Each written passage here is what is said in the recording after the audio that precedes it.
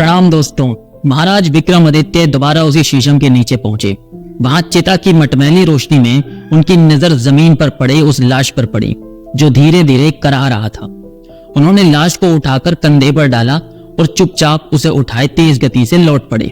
कुछ आगे चलने पर लाश के अंदर से बेताल की आवाज आई, राजन, तुम अत्यंत अनुचित क्लेश में पड़ गए, अतः तुम्हारे मनोरंजन के लिए मैं एक कहानी सुनाता हूं, सुनो। यमुना किनारे ब्रह्मस्थल नाम का एक स्थान है जो ब्राह्मणों को दान में मिला हुआ था। वहां वेदों का ज्ञाता अग्निस्वामी नाम का एक ब्राह्मण था। उसके यहाँ मंद्रावती नाम की एक अत्यंत रूपवती कन्या उत्पन्न हुई।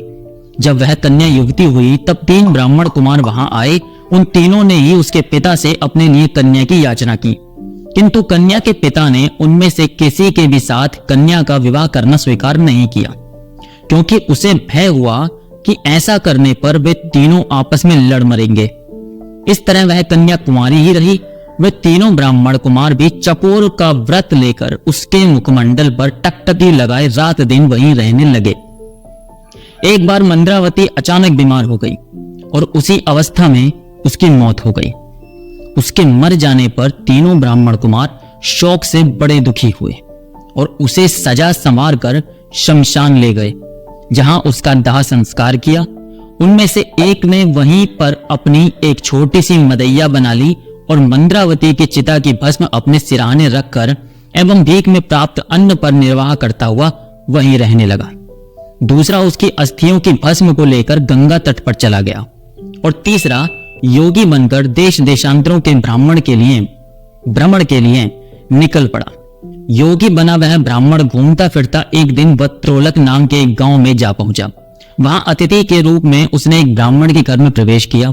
ब्राह्मण द्वारा सम्मानित होकर जब वह भोजन करने बैठा तो उसी समय एक बालक ने जोर जोर से रोना शुरू कर दिया।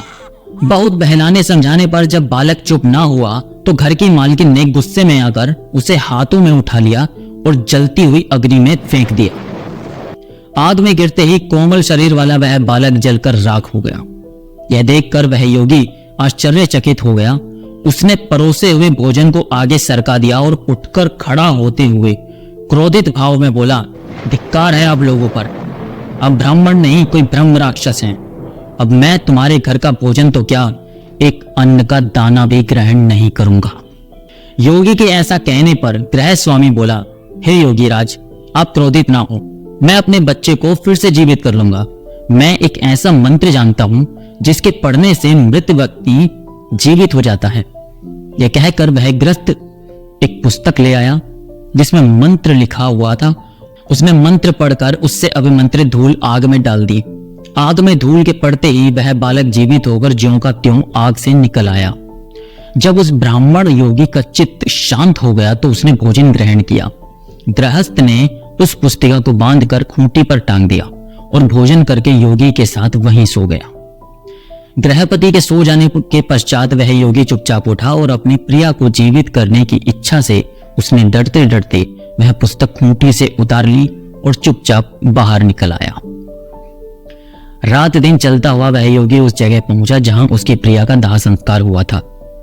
वहां पहुंचते ही उसने उस दूसरे ब्राह्मण को देखा जो मंद्रावती की अस्थियां लेकर गंगा में डालने गया था। तब उस योगी ने उससे तथा उस पहले ब्राह्मण से जिसने वहां कुटिया बना ली थी और चिता भस्म से सेज रच रखी थी, कहा कि तुम यह कुटिया यहां से हटा लो, जिससे मैं एक मंत्र की शक्ति के द्वारा इस भस्म हुई मंद्रावती को जीवित करके उठा लूंगा। इस प्रकार उन्हें बहुत समझा बुझाकर उसने वह कुटिया उजाड़ डाली। तब वह योगी पुस्तक खोलकर मंत्र पढ़ने लगा। उसने धूल को अभिमंत्रित करके चिता भस्म में डाल दिया और मंद्रावती उसमें से जीती जाती निकल आई। अग्नि में प्रवेश करके निकलते हुए उसके शरीर की कांति पहले से भी अधिक तेज हो गई थी। उसका शरीर अब ऐसा लगने लगा था जैसे वह सोने का बना हुआ हो। इस प्रकार उसको जीवित देखकर वे तीनों ही खुश हो गए और उसको पाने के लिए आपस में लड़ने झगड़ने लगे। जिस योगी ने मंत्र से उसे जीवित किया था वह बोला कि वह स्त्री उसकी है, उसने उसे मंत्र तंत्र से प्राप्त किया है। दूसरे ने कहा कि तीर्थों के प्रभाव से मिली वह उसकी भार्या है। तीसरा बोला कि उसकी भस्म को रखकर अपनी तपस्या से उसने उसे जीवित किया है, अतः उस पर उसका यह अधिकार है। इतनी कहानी सुनाकर बेताल ने विक्रमादित्य से कहा, राजन, उनके इस विवाद का निर्णय करके तुम ठीक ठीक बताओ कि वह स्त्री किसकी होनी चाहिए।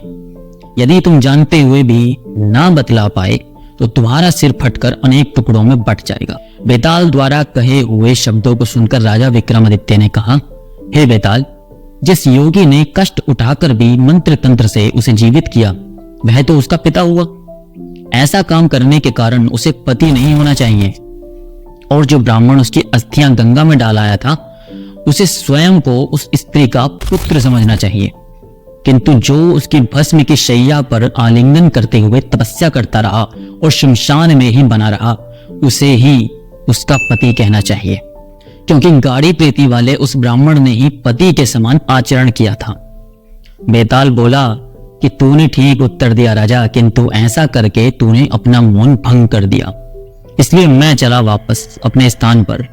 यह कहकर बेताल उसके कंधे से उतरकर लोप हो गया।